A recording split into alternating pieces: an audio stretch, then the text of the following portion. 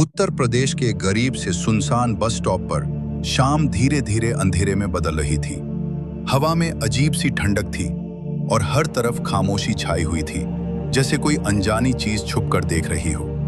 नीलम, जो कॉलेज से वापस आ रही थी, आज काफी देर हो चुकी थी। वो पहले ही डरी हुई थी, क्योंकि उसने इस जगह की बहुत सी डरावनी कहानियां सुन रखी थी। वो चुपचाप बस का इंतजार कर रही थी। तभी उसकी नजर सामने पड़ी। एक पुरानी सी बेंच पर एक बूढ़ा आदमी बैठा था। वो सीधा नीलम की तरफ देख रहा था और ऐसा लग रहा था जैसे वो धीरे धीरे रो रहा हो। नीलम का दिल भर आया।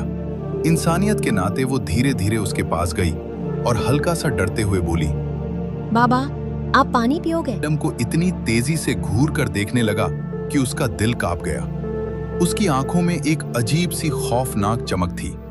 नीलम घबराकर 2 कदम पीछे हट गई, लेकिन तभी वो आदमी अचानक खड़ा हो गया और धीरे धीरे नीलम की तरफ बढ़ने लगा। नीलम की सांसें तेज हो गईं। तभी उसकी नजर उसके पैरों पर पड़ी। उसके पैर जमीन पर नहीं थे, बल्कि हवा में थे। ये देखते ही नीलम के जिस्म में जैसे बिजली सी दौड़ गई।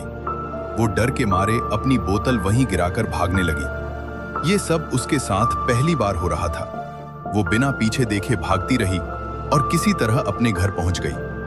घर पहुंचकर उसने गहरी सांस ली, लेकिन उसका दिल अब भी जोर जोर से धड़क रहा था। पूरी रात वो इसी बात के बारे में सोचती रही। वो आदमी कौन था और मेरे साथ ऐसा क्यों कर रहा था? लेकिन उसे कोई जवाब नहीं मिला। तभी नीलम को दिखाई देता है कि वही बुरा आदमी उसकी खिड़की के बाहर खड़ा है और उसे घूर घूर कर देख रहा है। ये सब देखकर नीलम बहुत डर जाती है और जोर जोर से चीखने लगती है।